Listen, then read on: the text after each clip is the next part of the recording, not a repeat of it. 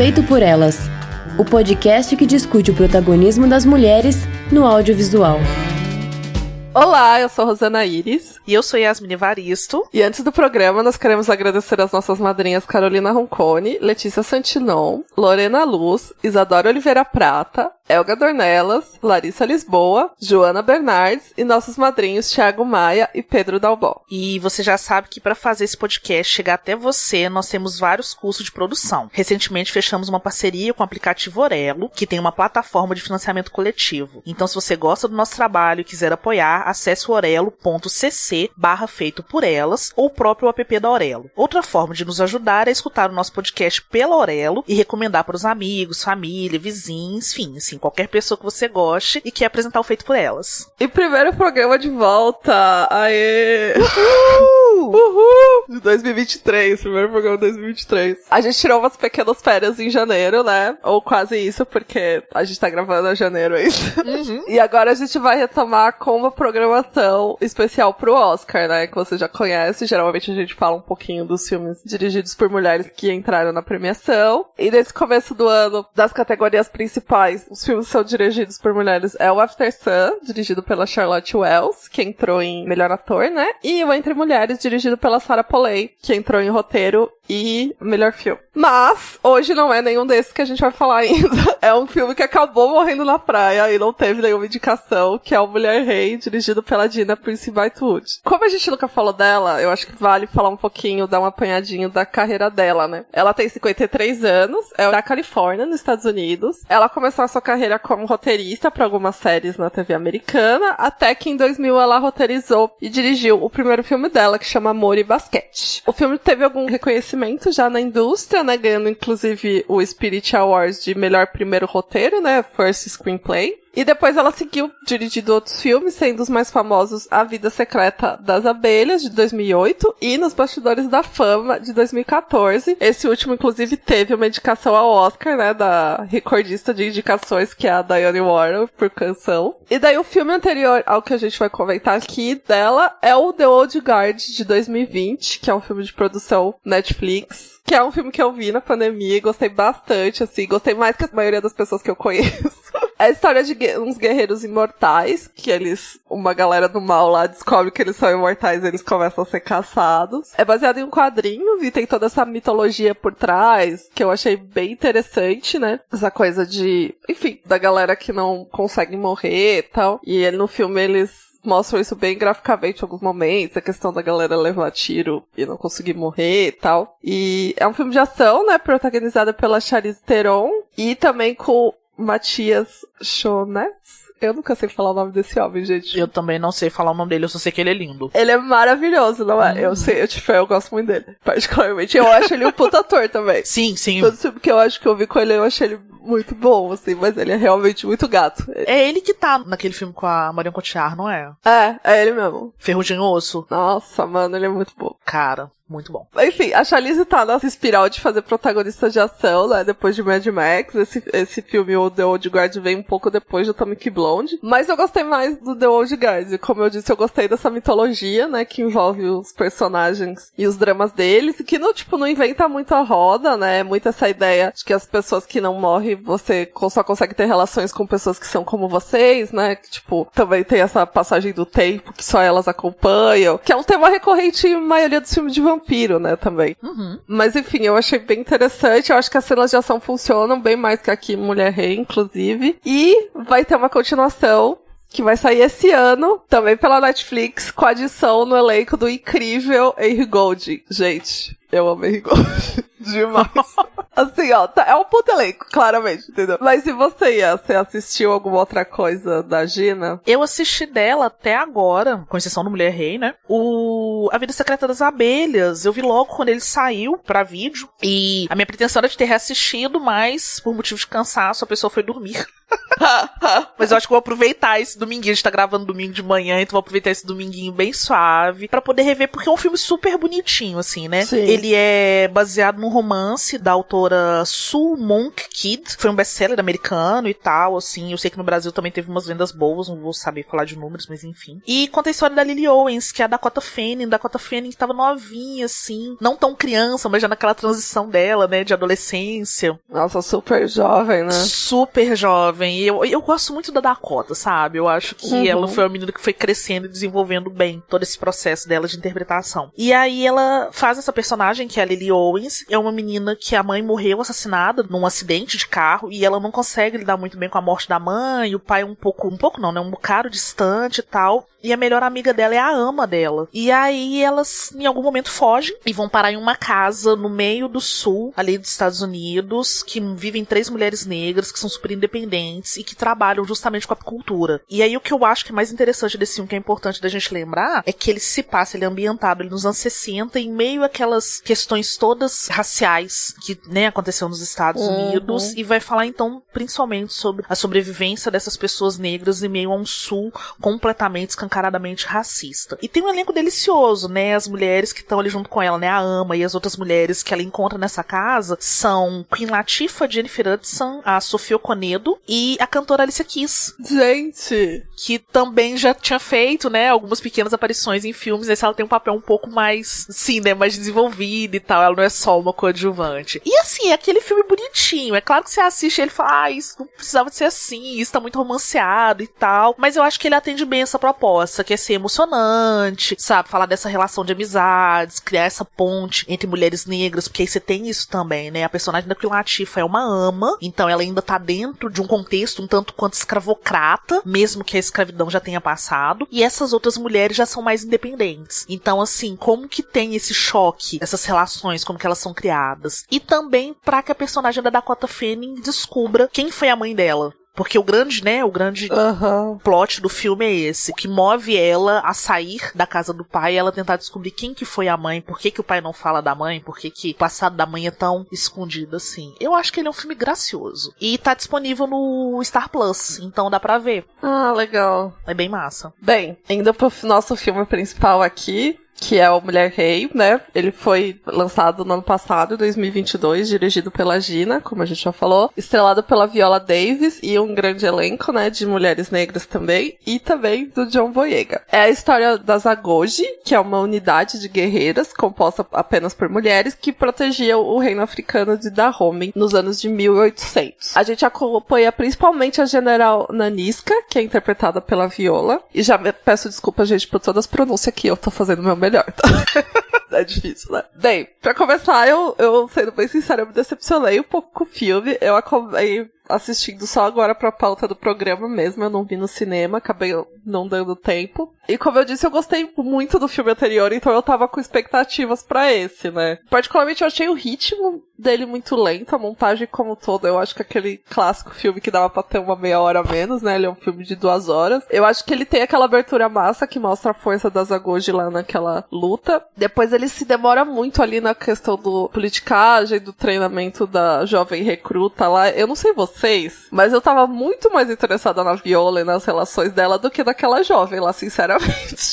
Eu fiquei com um pouco de preguiça de todo o foco dela, em torno dela, assim. Eu sei que a gente vai entendendo depois por quê, mas eu demorei um pouco pra voltar a me interessar pro filme. E foi mais quando também revela a questão do drama mãe e filha. A gente descobre mais coisas da vida da Viola. Então eu acho que ela é um personagem muito mais interessante, que, tipo, mesmo ela sendo protagonista, eu acho que fica muito focada naquela jovem em alguns momentos. Eu achei meio desnecessário. E daí o roteiro eu também achei ele meio preguiçoso em alguns momentos, sabe? Aquela coisa de, tipo, você precisa resolver as coisas e daí, tipo, só joga, sabe? Então, tipo, quando tem aquele pseudo brasileiro lá que tem aquela epifania, oh meu Deus, escravidão é errado, e tira a arma do amigo dele, sabe? E eu fiquei, gente, ele, tipo, ele ficou a vida inteira com o cara, tá ligado? Ele fazia aquele trampo de ir lá raptar as pessoas lá pra serem escravizadas no país dele, e daí, em um momento lá, ele sobe no barquinho, e eu fiquei, gente, como assim, sabe? Ou mesmo aquela cena que a Viola vira mulher rei mesmo. Ela tinha acabado de desobedecer o rei. E daí, do nada, ele, tipo, dá o cargo pra ela. Eu fiquei muito com essa sensação de precisa acontecer tal coisa. E daí o roteiro não constrói isso. Só joga o acontecimento, sabe? Inclusive, o personagem do rei é outro que tem aquele momento, oh meu Deus, escravidão é errado, né? Então eu acho que é meio preguiçoso como a coisa não é construída, sabe? E não querendo falar mal da roteirista, mas já falando, ela é a mesma que fez Cidade dos Anjos, que é basicamente um ato criminoso, e ela devia estar presa, na minha opinião. E não devia estar sendo permitido ela fazer roteiros por Hollywood aí. Mas enfim, e daí da direção em si, uma coisa que eu achei interessante foi a escolha de não mostrar muita violência, principalmente porque elas usam espadas e facas, né, as Agoji. Então, tipo, claro que tem as cenas de luta, mas a gente não tem nenhum close, tipo, da facada, nada muito gráfico de, tipo, cabeças rolando. Tem umas cabeças rolando lá, mas, tipo, é só as cabeças, não é, tipo, cortando a cabeça em si. Eu achei que foi uma escolha interessante, assim, de sempre que tem, sei lá, alguém batendo contra a pessoa com a espada, você tá mais o close na guerreira em si. Claro que eu acho que isso tem a questão da classificação etária também, porque o filme é 14 anos. Com certeza. Provavelmente tentou mirar num público maior, né, então não deixar ele tão gráfico pra ele não ficar só 18 anos. Mas ao mesmo tempo eu achei interessante não priorizar esse tipo de coisa. E você, Yas, o que você achou aí do filme? Não, eu tô impressionado você falando mal do Cidade dos Anjos.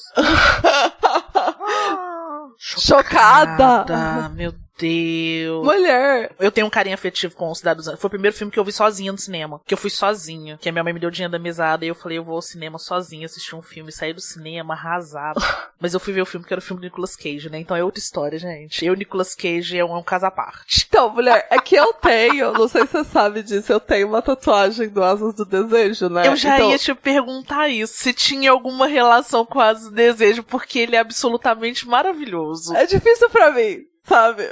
São duas coisas diferentes. É difícil pra mim, como uma pessoa que pagou o tatuador pra fazer uma tatuagem do desejo, gostar de Cidade dos Anjos. É difícil. Não, mas eu te entendo, não tem problema nenhum. Cada um tem o seu Cidadão Kane. E eu tô Cidadão Kane porque é aquele filme que eu paro, uau, maravilhoso, isso foi fantástico. Mas se você me obrigar a assistir esse trem, nós vamos ter problema. Não rola. Enfim, bom, voltando ao Mulher Rei, eu gosto dele com ressalvas. Eu concordo com a maior parte das coisas que você falou aí. Essa do sangue, assim, né, pra começar, eu também acho que foi por isso, conta dessa questão da classificação indicativa. Tanto é que ele conseguiu, né, ter uma bilheteria excelente. Eu acho que se tivesse mais sangue e a classificação fosse mais alta, ele talvez não tivesse esse retorno e fosse de uma certa forma menos assistido. E aí é isso, eu gosto do filme com ressalvas. Eu acho que eu gosto muito mais de uma história da África, de África, né, sendo contado da forma que ele foi contado. Sim. E aí tem isso, eu vi no cinema, então eu saí do filme gostando muito, porque tem um impacto incrível na tela. Nossa, gente, assim, é visualmente lindo. As sequências que você mostra, aqueles planos abertos de paisagem, ou então até os planos gerais mesmo, que vão mostrar da Omega, mostrando assim a população, né, a dinâmica delas ali nos treinamentos e tal. É tudo muito bonito. Então eu acho que no cinema isso tem um atrativo maior. Só que eu fui fazer uma revisão, mamãe queria ver, assistir com ela, aproveitando que a gente tinha essa pauta, e pra mim já não foi tão impactante. E foi aí que eu senti o tempo, tá? No cinema, fluiu. Assim, eu senti que tinha uma gordurinha ali, mas eu fiquei pensando, é aquela coisa, né? Tinha uns 10, 15 minutos aí de umas bobagens românticas e funciona melhor. Mas não, vindo na TV eu vi que ele poderia ser um filme com 1h40 tranquilamente, 2 horas, deu uma inchada. E é bem isso que você falou. Eu acho que a gente fica numa expectativa muito grande com algumas personagens e o foco é numa personagem que nem é tão interessante assim. Sim. Isso é um problema. E eu amo, por exemplo, a personagem da Lashana Lynch. Nossa, sim. Cara, eu com tranquilidade assistiria um spin-off só contando a história da Isogi. Sim. Cara, ela é maravilhosa. Você falou também, muito bem falado assim, a personagem da Viola. Você tem alguns flashbacks ali que situam um pouco, mas eu adoraria ver como que foi o processo dela pra se tornar essa mulher rei, assim, não, mas não essa mulher rei, assim, desse lugar que ela chega ao fim desse filme, mas como que ela chegou nesse posto, né? Mesma história que contam que ela que botou o reino onde ele tá lá. Nossa, seria muito interessante saber como isso aconteceu. Seria fabuloso. Então, assim, eu acho que o estúdio podia super fazer uma prequela, né, gente? Ouve a gente, alô, faz a prequela, por favor. Outra personagem que agora, isso eu nem tinha deixado as minhas anotações, mas veio na minha cabeça, que eu adoraria também saber mais sobre ela, é a melhor amiga da Nanisca, que é aquela moça que seria tipo uma pajé, eu não sei qual seria o termo ali pra ela, mas que é aquela figura religiosa. Sim, É a mulher que faz ali, né, os feitiços, os ebós e tal, é aquela. Eu acho que é isso. isso, a gente pode colocar ela como uma feiticeira mesmo. Gente, eu acho aquela personagem maravilhosa. E também, assim, depois que eu fui dar uma lida e pesquisar algumas coisas sobre... Até pra um curso que eu dei sobre o filme Pantera Negra, eu fiz algumas pesquisas que passavam pelo Mulher Rei, de como que você tinha essa questão religiosa e espiritual muito grande ali no exército de Daomé. Então eu acho que era outra coisa que poderia ter sido explorada mais, né? Eu espero que isso seja portas pra outras coisas futuramente dos filmes. Mas aí tem alguma coisa, assim, o que te incomoda muito, né, que esse roteiro preguiçoso é uma coisa que me agradou, mas me agradou, assim, num sentido de... Eu já vi tanto filme com essa visão estadunidense, da história dos Estados Unidos, de uma história, sei lá, da Escócia, da França, etc., que aí me deu um alívio, sabe? Eu fiquei pensando, nossa, até que enfim alguém tá fazendo história de negros pra ser pipoca. Mas aí eu fico sempre naquela linha tênue, assim, né? Podia ser mais elaborado, bem encontrando naquela esquina ali com... Será que isso é um começo? Sabe? Pra alguma coisa. Mas eu lembro também que eu saí do cinema e não comentei com um amigo meu. Foi com ele assim, olha, nada de novo, né? A gente já viu Joana d'Arc nesse formato. A gente viu Coração Valente, Gladiador. É claro que cada um tem sua particularidade de roteiro e tal. Mas todos eles caem nesse clichê, né? Tem que colocar um romance, tem que desenvolver um coadjuvante ali só pra ele servir de escada pro protagonista. Tem que colocar coisas óbvias que sejam emocionantes, frases de efeito, sensos comuns. Então, essas coisas eu concordo com você, em preguiça mesmo. Agora vamos falar do brasileiro que fala portanhol.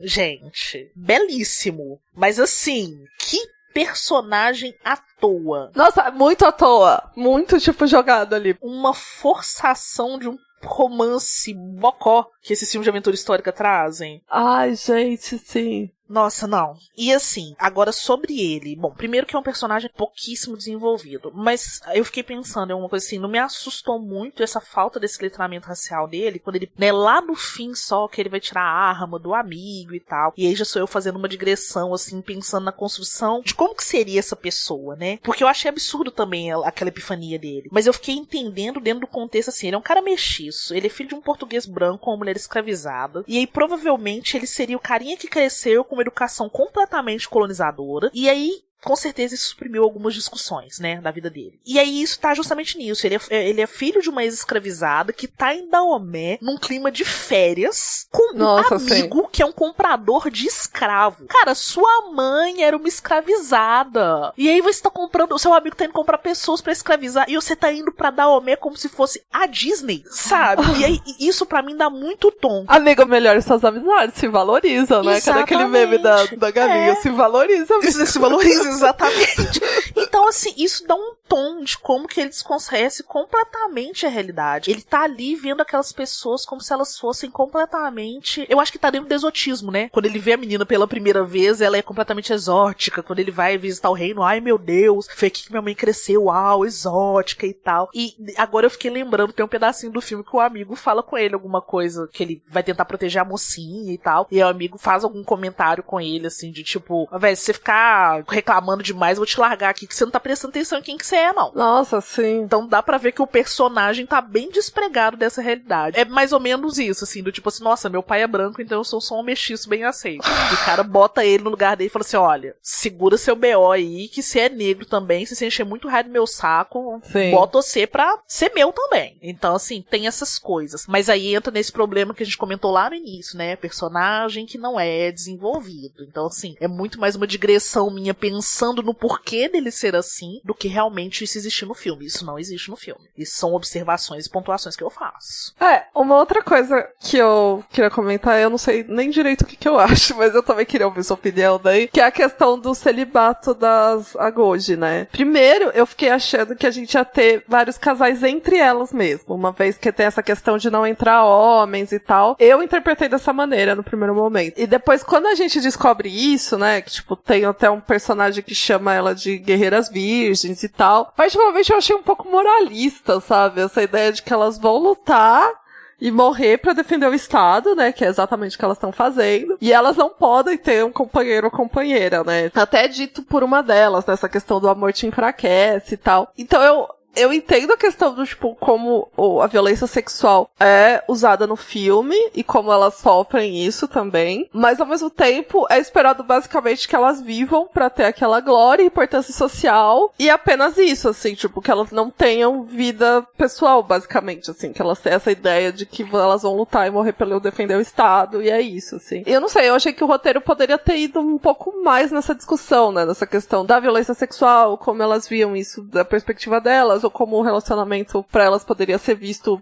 de outra forma, uma vez que elas são essa grande importância social que elas têm, né? Então, tipo, como seria uma relação delas com o homem, visto que elas claramente têm uma importância social superior, sabe? Eu acho que o roteiro poderia ter ido mais nesse ponto, assim, eu acho que ia ter uma discussão interessante de ver. Mas, enfim, o que você acha também, Yas? Eu também senti falta de casais sáficos no filme, porque é 100% como se não existisse homossexualidade naquele lugar, né?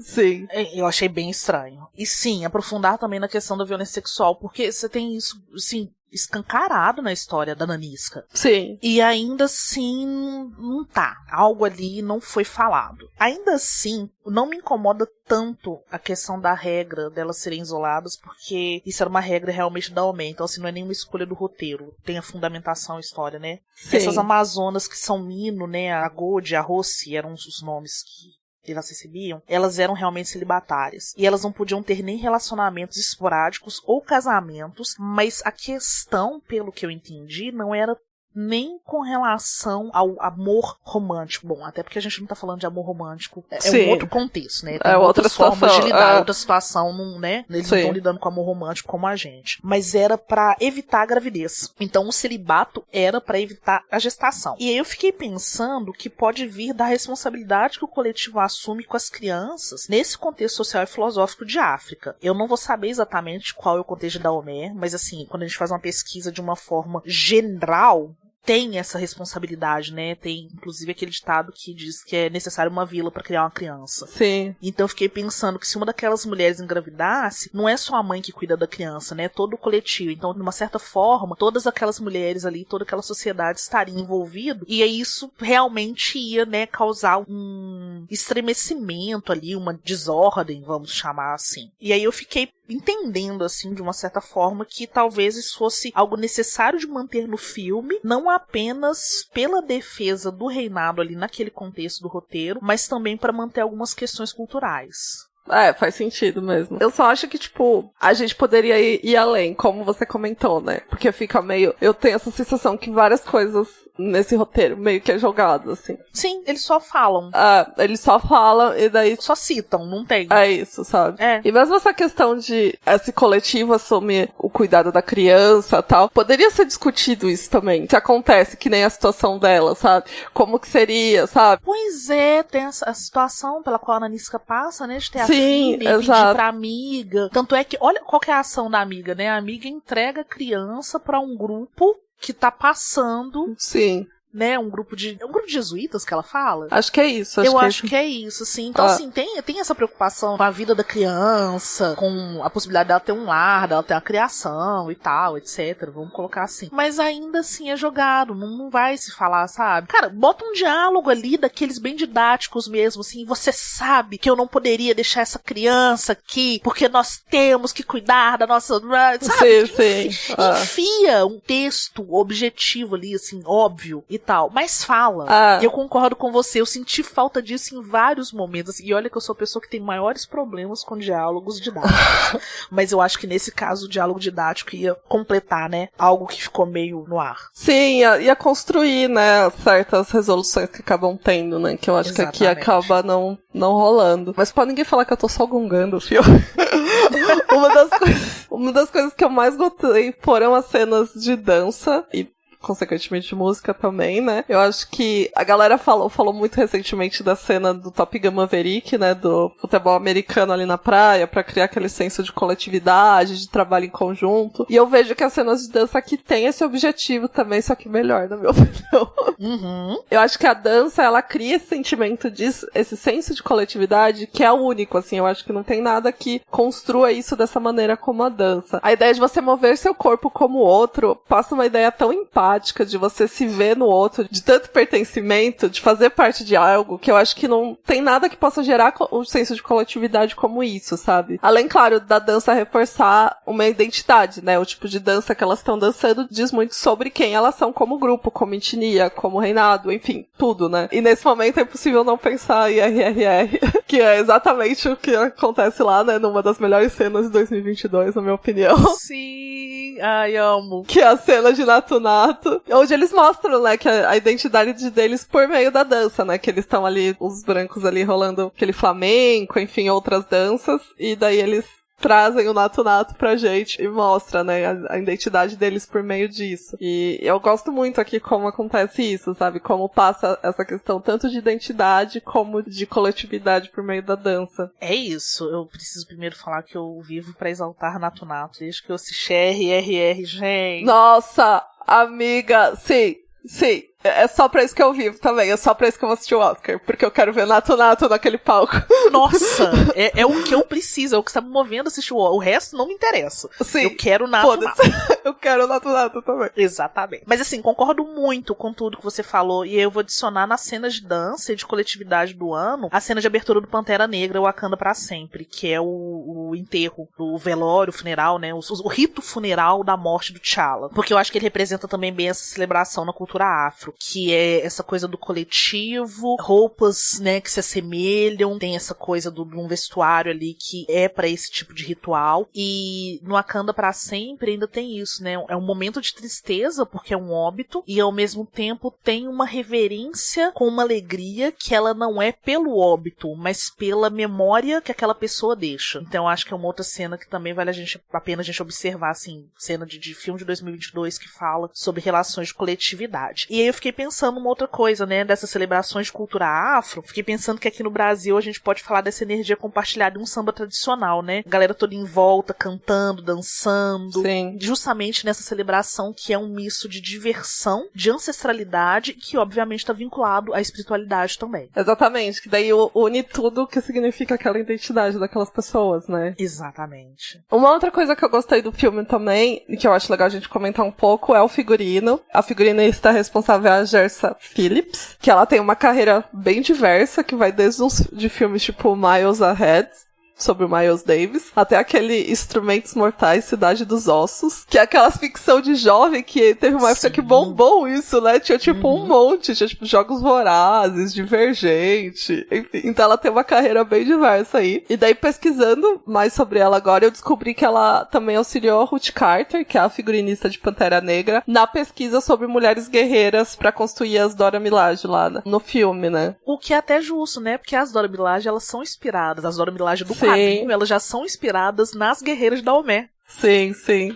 Eu achei bem interessante como isso se une até no figurino, né? Ai, eu acho fabuloso. Foi por isso até que eu fui parar um pouco nessa história de quem que eram essas mulheres de Daomé mesmo, quando eu fui dar o curso do Pantera Negra. Eu falei, cara, como que eu vou falar de Dora Milaje sem saber o tanto que tá ligado ao exército de Daomé? Aí eu fui dar umas pesquisadas lá nos rolês dos quadrinhos e não, velho, o cara que criou as Dora, quando cria, né, e começa a mostrar as Dora, elas estão totalmente ligadas. É um cara que é um roteirista afro-americano, então ele é pan-africanista, então é um cara que tinha uma pesquisa grande sobre essas questões todas.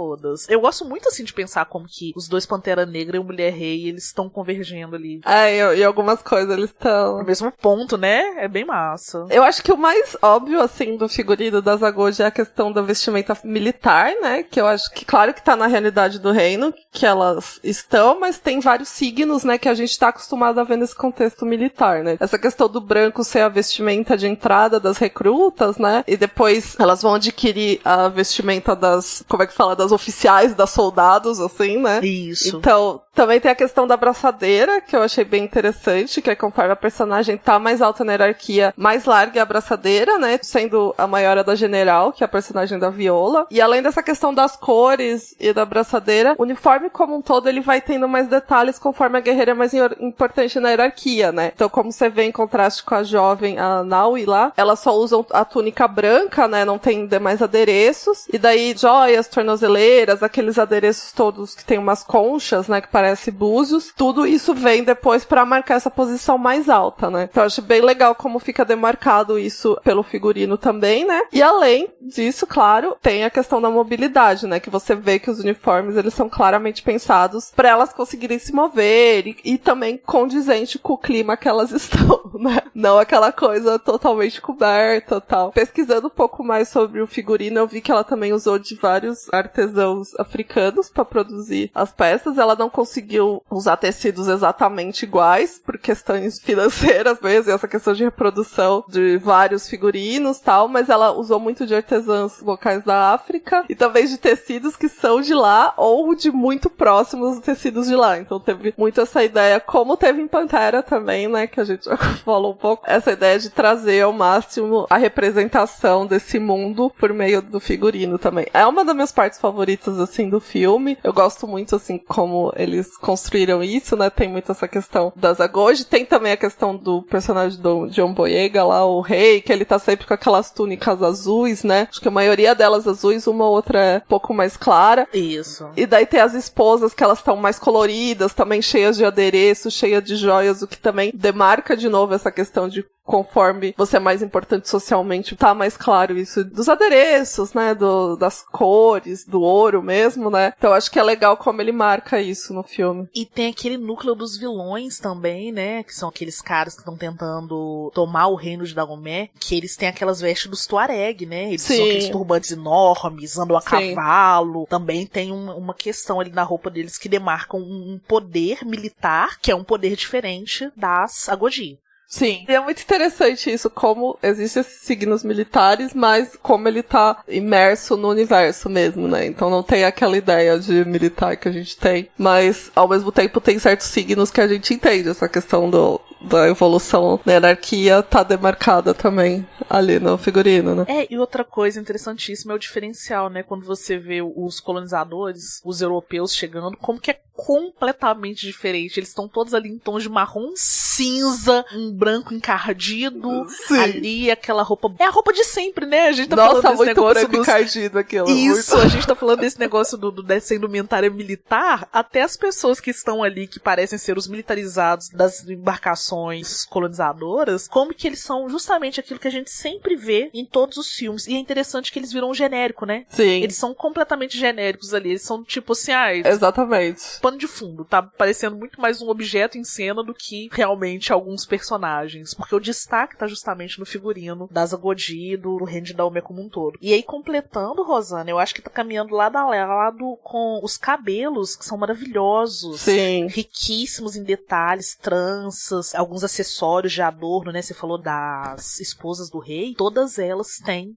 algum tipo de adorno diferente no cabelo, assim como as guerreiras, né? E eu gosto muito de como que isso é rico e expressivo e desmistifica a ideia de que mulheres em um espaço militar, dentro desse contexto que a gente já tem hoje em dia que é colonizado, que só podem ter o cabelo curto ou aquele coque feito para cabelo liso, que tem que ter aquela raiz bem puxada, preso atrás da cabeça, tal, né? E etc. E aí tem um momentinho do filme que eu queria lembrar que elas estão ali interagindo entre elas, as meninas já passaram pelo processo de treinamento, tá? Às vésperas ali delas fazerem aquele treinamento. Aliás, as meninas elas já tinham feito o treinamento final, né? Elas já estão ganhando os uniformes de soldadas. E aí tem uma trançando o cabelo da outra, que também é um gesto de afeto, de confiança, de troca, né? Então, assim, eu acho que essa relação do cabelo é muito legal. E tem uma outra coisa também. Uma das meninas que é pega por elas, logo no início, quando tem um ataque a uma outra aldeia, a uma aldeia vizinha, uma das meninas que é pega nesse outro contexto e é levado pra dentro de Dahomey e é oferecido pra ela, né, ficar ali a partir do momento que ela decida treinar, ela tem um cabelo de dreads que é todo com uma espécie de uma lama, de uma argila vermelha. Sim. Você lembra dessa personagem bem no início? Sim. Então, eu acho que isso é massa também porque demarca muito bem como que ela não é uma mulher de Dahomey, como que ela é de uma aldeia.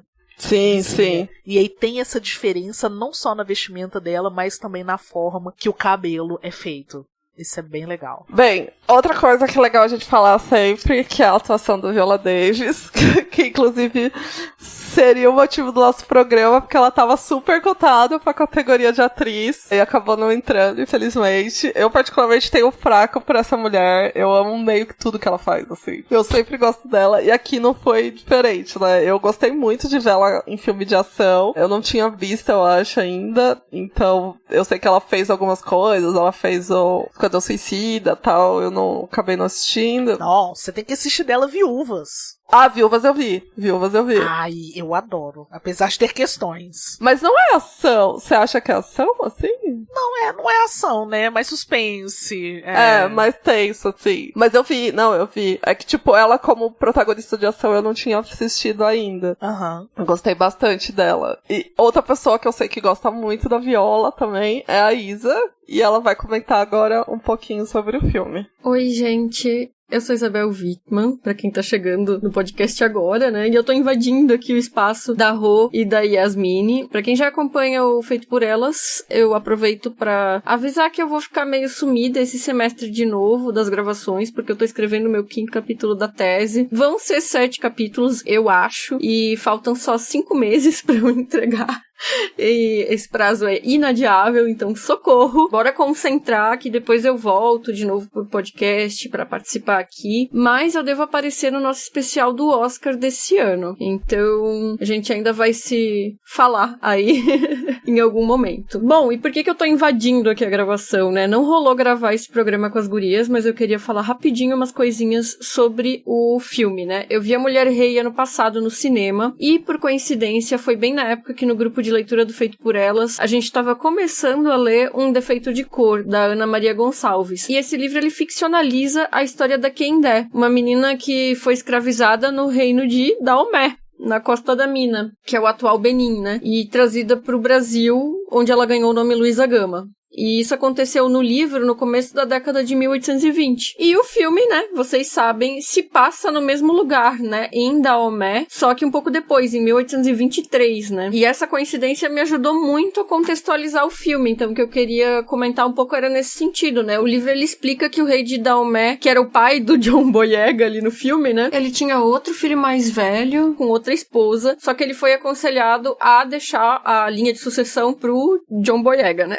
E aí ele nomeou ele como sucessor, mas quando ele morreu, o filho mais velho deu um golpe e assumiu o trono. E aí, ele, como uma espécie de vingança, ele ainda vendeu a mãe do irmão dele escravizada. E tem 1000 tretas, porque tem antropólogos que acreditam pelas evidências mesmo, né, que ela foi trazida pro Brasil, especificamente, né, que ela morou no Maranhão, porque no Maranhão tem, por um acaso, uma casa de culto às divindades da família real de Daomé, né? Que seria uma coincidência absurda, né? Mas aí já é outra história, enfim, né? Mas o John Boyega, ele passou a vida toda procurando a mãe dele, ele mandou vários presentes pra vários lugares do mundo pra que as pessoas encontrassem ela, né? Em troca disso. Aqui no Brasil tinha um trono de madeira de Daomé, que ele mandou por isso, mas esse trono, ele foi queimado no incêndio do Museu Nacional. Então, que ódio, né? Enfim. A questão é que o irmão dele, dizem que foi um rei super cruel, que vendia muita gente escravizada. Lembrando que escravidão por dívida ou por guerra existe desde que o mundo é mundo. Quem inventou a escravidão baseada em superioridade étnica e eugenia e visando lucro, desumanizando as pessoas escravizadas, transformando elas em mercadoria, foram os europeus, né? E... enfim, o filme, ele mostra essa tentativa do rei John Boyega, desculpa, gente,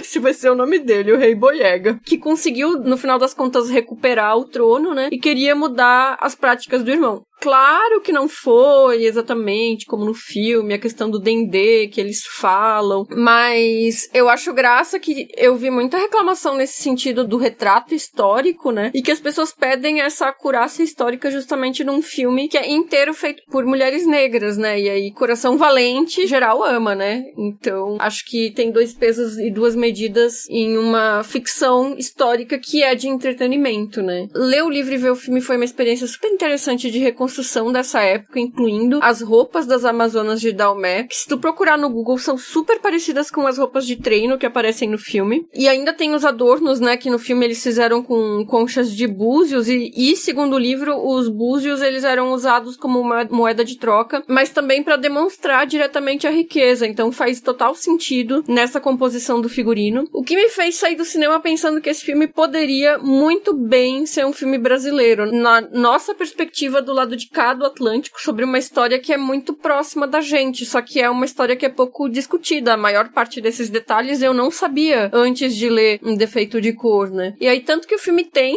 até, né, o brasileiro fake com aquele sotaque meio duvidoso, né? Mas enfim. Por outro lado, não tem como ser um filme brasileiro justamente porque ele tem essa cara de filmão blockbuster hollywoodiano, de grande orçamento e tudo mais, que não é exatamente como a maioria dos filmes brasileiros são feitos, né? Mas enfim. Eu só queria trazer essa curiosidade, essa relação entre o filme e o livro. Vejam o filme, leiam Um Defeito de Cor. E fica aí a reflexão, né? Como seria esse filme se fosse brasileiro. Obrigada por virem ao meu TED Talk, gente.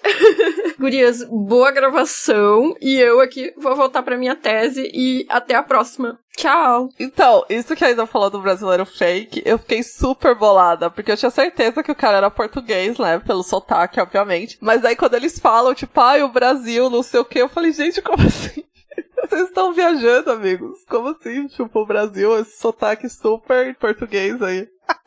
Você tá falando disso, tô lembrando aqui esse sotaque horroroso. Meu Deus, o brasileiro tá o baté. Ai, Deus. Pois é, mas eu fiz o mesmo que você. Logo depois da sessão, eu fui procurar saber se ele era brasileiro mesmo, porque do tipo... mas enfim, é isso. Gente, mas o sotaque é muito português, sério. Não colaria isso nem se ele fosse, sei lá, época do Dom I aqui no Brasil, sabe? Tipo, aquele sotaque do Rio de Janeiro que era mais parecido com português. Tipo, não, mano, tipo, não é. E ele é britânico, né? Exato, nada faz sentido, cara, gente. Como assim? Nada faz sentido nessa história. Pois é isso. Ai, gente, pelo amor de Deus, a gente já teve um monte de índio que, na verdade, era, como é que fala? Era whitewashing? Eu esqueci o termo, gente. Sei, whitewashing, que é atuado por pessoas brancas, né? Exatamente, a gente já teve indígena desse jeito, pessoas amarelas e tal, era o que faltava agora, era um brasileiro britânico, tá no contexto, olha só, tá super no contexto do filme estadunidense, que tá falando de algum contexto histórico e precisa de mudar a nacionalidade de alguém. Tá no contexto, gente, tá valendo. Pelo amor de Deus, tá bom. Bem, eu não curti muito o filme, como vocês podem ver, mas eu acho que sempre vale a pena assistir, né, claro. E ele tá disponível aí pra locação digital, quem quiser ver. Espero que entre algum streaming logo, né, mas não entrou ainda. E o Old Guard que eu comentei, ele também tá na Netflix, assistam, é bem legal. E vai ter o segundo esse ano. Isso, vejam Vida Secreta das Abelhas também, tá lá no Star Plus, é bonitinho, é fofinho, é filme de... assim. Bloco de lançamentos. No bloco de lançamentos, a gente vai comentar um pouquinho I Wanna Dance With Somebody, que é a história da Whitney Houston, que saiu agora nos cinemas, dirigido pela Casey Lemons. Gente, desculpa de novo. Eu fui ver esse filme faz uma semana, exatamente. Achei ele um pouco longo, assim, e achei que ele tem um roteiro também um pouco preguiçoso, assim. É do mesmo roteirista do Bohemian Rhapsody. Gente, é isso a situação. O que eu mais gostei do filme foi o personagem do Stellan Tucci, que ele faz o agente da Whitney, que ele é maravilhoso. Gente, amo esse homem. Sério, maravilhoso. E é sempre interessante saber um pouco mais sobre a história dela. Eu sabia algumas coisas, não muito. O que eu acho legal no filme é que ele não esconde a bissexualidade dela, né? Então... perfeito. Mostra a realidade, né, do que foi. E sempre muito bom ouvir as músicas dessa mulher, né? Então eu saí do cinema arrepiada, assim, porque não tem como. Mas não diria que é um filme imperdível, assim, mas pra quem gosta da Whitney, acho que vale bem a pena. Concordo com você. Eu acho que ele conseguiu ser o que o Bohemian Rhapsody tentou ser. Ele não foi aquele filme flopadíssimo que você assiste e fala, meu Deus, que chapa branca. Não. Exato, eu achei assim, eu fiquei muito surpresa de logo de cara abordarem a bissexualidade dela, de falarem da relação que ela teve, de como que virou uma relação de amizade que perdurou por anos, né? Sim. De falar de toda a questão desse abuso emocional que ela sofreu. E a atriz é super carismática. Uma coisa que eu gosto também é que eles não tentaram ficar enchendo a atriz de maquiagem, de prótese, etc, pra ela ficar parecendo a Whitney. Não, você vê que é uma pessoa interpretando ali, tá de boas. Agora, sabe uma coisa que eu gostei muito? E aí, quem é fã de Lei e Ordem SVU, que nem eu, vai me entender. A mãe da Whitney, interpretada pela Tamara Toney, que no Law e Order faz a legista, a Melinda Warner. E aí, cara, a mulher canta demais! Nossa, e eu fiquei assim, gente, ela foi dublada? Então, assim, eu não sei ainda se ela foi dublada ou não. Mas eu vi que a atriz teve teve uma carreira de cantora, porque aqui em casa, além de eu, mamãe também é super apaixonada com ela. E ela foi produtora de peças na Broadway e tal, então eu acredito que ela tenha cantado sim. Eu achei, assim, uma surpresa deliciosa ver ela naquele filme, porque eu nunca pensei que eu ia encontrar ela num filme tão assim, né? A galera que vai pra TV normalmente fica meio sumida dos cinemas depois, e ela aparecer nesse filme, pra mim, foi uma coisa maravilhosa. E é isso, eu acho que o filme vale muito pelo espetáculo que ele é, de rememorar as músicas da Whitney. Lembrando que a atriz não canta, tá, gente? Todo filme é dublagem, é lip sync, é sincronizado, mas a menina tem uma expressão maravilhosa. E lembrando também que tem texto lá no site do Feito por Elas sobre o filme. Eu acho que é bem legal essa parte também de como mostra, né, as músicas dela mesmo. Tipo, eu acho que não tem essa necessidade sempre do ator cantar, sabe? Na minha visão. E aqui é o que acontece. É a Whitney porque, tipo, ninguém é a Whitney e ponto. Assim, vamos assumir isso, vamos seguir a vida. Não é? Tá ligado? Não precisa. Mas é isso, gente. Tá nos cinemas aí, em algumas salas, quem tiver a oportunidade de ver. Sigam o Feito por Elas nas nossas redes sociais, Twitter, Instagram, Facebook e Letterboxd do Feito por Elas. Avalie a gente no iTunes ou no aplicativo da sua preferência. E todas as referências que a gente falou ao longo do programa estão com links no post. E além do site do feed, os programas estão disponíveis em todas as plataformas de podcasts e também estamos no YouTube. Você pode entrar no nosso grupo do Telegram, que é conhecido como o melhor lugar da internet para conversar sobre qualquer coisa e não só sobre cinema. Gente, vai pro grupo porque tem momentos fofos, foto de pets, tá? Só isso que eu digo. Tem mesmo, tem bastante. Não é? Mande seus comentários pra gente pelo nosso e-mail, contato@feitoporelas.com.br ou do nosso site, feitoporelas.com.br. O nosso próximo programa será sobre o filme mais emocionante do momento, After Sun. Muito obrigada pela audiência e até o próximo programa. Até, gente. Tchau, tchau. Pesquisa, pauta e roteiro, Rosana Iris e Yasmin Evaristo. Produção do programa e arte da capa, Isabel Wittmann. Edição, Domênica Mendes. Vinheta de abertura composta por Felipe Aires. Locução da vinheta, Débora Garcia.